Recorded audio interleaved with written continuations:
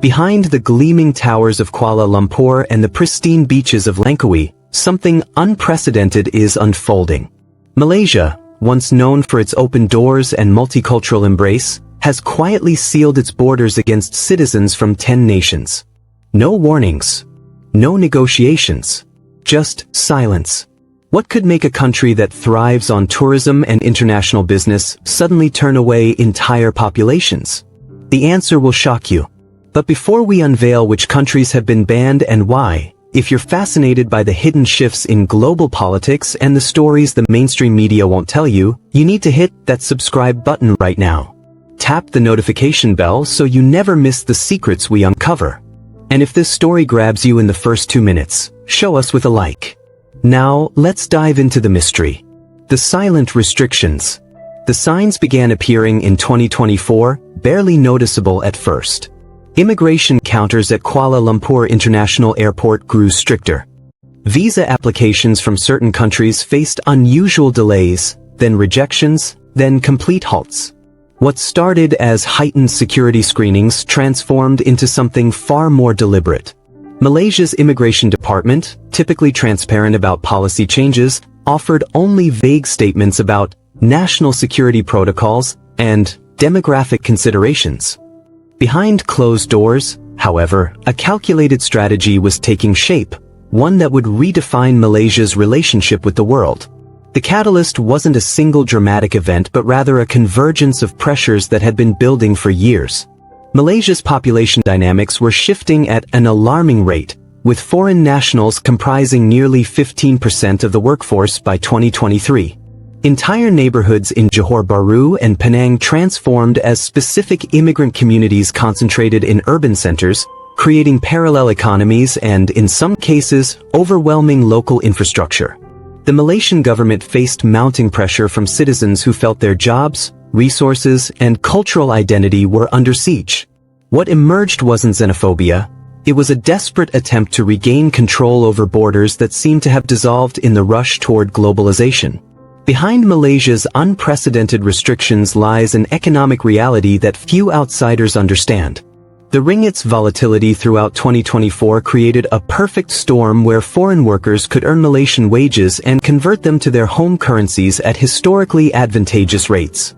This wasn't just migration, it was wealth extraction on a massive scale. Billions of ringgit flowed out of the Malaysian economy annually, money that never circulated through local businesses or contributed to tax revenues.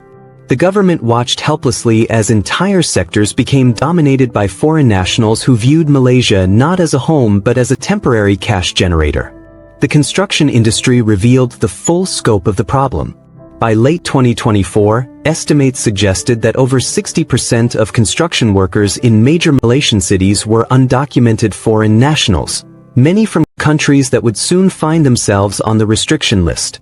These workers lived in shadow economies, sending virtually every sen earned back home through informal channels that bypassed Malaysian banks entirely. Local contractors found themselves unable to compete, forced to either employ undocumented workers themselves or watch their businesses collapse.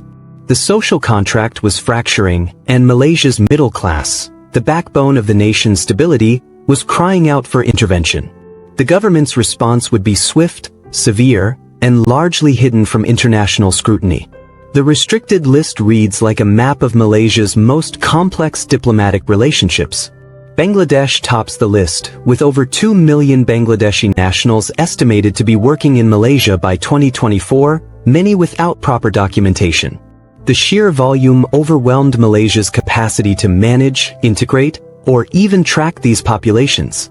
Myanmar follows closely, as political instability pushed hundreds of thousands across Malaysian borders, creating humanitarian pressures that Malaysian resources simply couldn't sustain.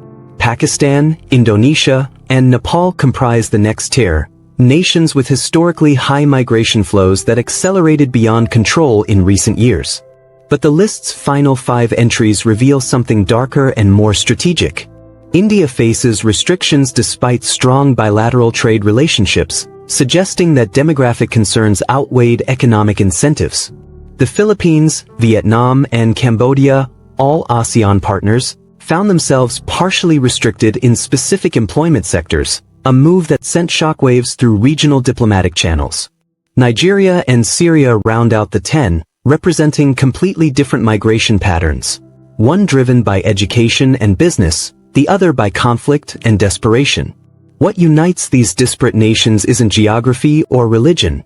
It's the Malaysian government's calculation that their citizens' presence had reached a tipping point where national identity itself was at stake.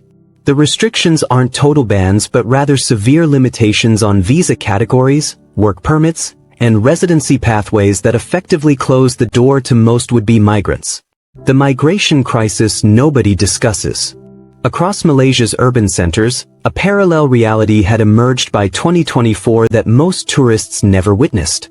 In districts like Chow Kit in Kuala Lumpur or Georgetown's outer neighborhoods, entire commercial streets operated almost exclusively in foreign languages, serving foreign communities with goods imported from their home countries. These weren't the charming ethnic enclaves that add cultural richness to cities. They were effectively transplanted villages where Malaysian law, language, and culture held little sway.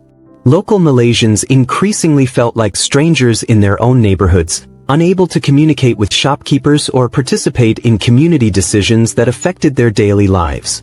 The social services infrastructure buckled under pressures it was never designed to handle.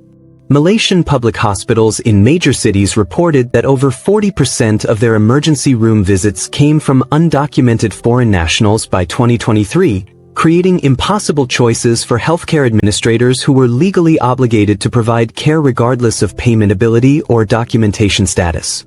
Schools in border regions faced classrooms where the majority of students spoke limited or no Malay, overwhelming teachers and creating educational outcomes that disadvantaged Malaysian children. The mathematical reality became undeniable: Malaysia's social contract. The implicit agreement that the state provides services in exchange for taxes and civic participation was being exploited by populations who contributed little but consumed much. The government's dramatic response wasn't cruelty, it was survival. The international backlash. When news of Malaysia's restrictions began leaking through diplomatic channels in late 2024, the international response was swift and condemnatory. Human rights organizations accused Malaysia of discrimination and violation of international migration norms. Several affected countries lodged formal diplomatic protests, threatening trade retaliation and warning of damaged bilateral relationships. International media outlets ran headlines painting Malaysia as xenophobic and isolationist, drawing unfortunate comparisons to far-right movements in Europe and America. Yet beneath the outrage, something fascinating occurred. Many Malaysian citizens, including those from immigrant backgrounds who had arrived legally decades earlier, quietly supported the restrictions. The diplomatic fallout revealed a growing chasm between international institutions' idealistic visions of borderless mobility and the ground-level realities faced by ordinary citizens in destination countries. Malaysia found itself navigating a minefield where any attempt to enforce sovereignty was labeled as bigotry, yet inaction meant watching its cities transform beyond recognition and its resources depleted. Other Southeast Asian nations watched carefully, many facing identical pressures but lacking Malaysia's courage to act. Singapore had long maintained strict immigration controls without international condemnation, but Singapore's wealth and small size made it an exception. Malaysia's restrictions represented something unprecedented, a middle-income nation with significant Muslim populations declaring that even religious and cultural affinity didn't guarantee entry if the numbers overwhelmed national capacity. The message was clear: hospitality has limits, and those limits had been reached. The future of Fortress Malaysia. As 2025 unfolds, Malaysia stands at a crossroads that will define its character for generations. The restrictions have already produced measurable effects. Construction costs rose as labor shortages emerged, certain service industries struggled to find workers, and remittance flows decreased noticeably. Yet simultaneously, wage growth accelerated for Malaysian citizens in sectors previously dominated by foreign labor, youth unemployment began declining, and public services stabilized. The trade-offs are real, complex, and impossible to reduce to simple narratives of right or wrong. Malaysia gambled that short-term economic friction was worth long-term social cohesion, betting that a nation must know who its people are before it can determine what it will become. The deeper question haunts Malaysia's future. Can a nation maintain its identity and openness simultaneously in an age of mass migration, or must it choose? The 10 banned countries represent more than a policy adjustment. They're symbols of a fundamental reckoning with globalization's limits. Other nations facing similar demographic pressures watch Malaysia's experiment intensely, wondering if they too will eventually face the choice between absorbing unlimited migration or risking international condemnation by saying enough. Malaysia's decision won't be the last of its kind. As climate change, conflict, and economic disparity drive unprecedented human movement across borders, more countries will confront the same impossible calculus. Malaysia's choice to prioritize its citizens over international approval may well be remembered as either a cautionary tale of isolationism or a blueprint for sustainable sovereignty. Only time will reveal which path history judges more kindly. The world is changing faster than most realize, and the stories that shape tomorrow's headlines are being written in policy decisions made today behind closed doors. Malaysia's restrictions against these 10 nations aren't just about immigration, they're about identity, survival, and the fundamental question of what nations owe to their citizens versus what they owe to the world. This is the reality they don't want you to understand. If this investigation opened your eyes to the forces reshaping our world, we need you in this community. Subscribe now and join thousands of viewers who refuse to accept surface-level narratives. Drop a comment below telling us what you think. Is Malaysia protecting its future or betraying its values? And don't stop here. Check out our next video where we expose the shocking truth about migration patterns that will transform Asia by 2030. The story continues, and you won't want to miss what comes next.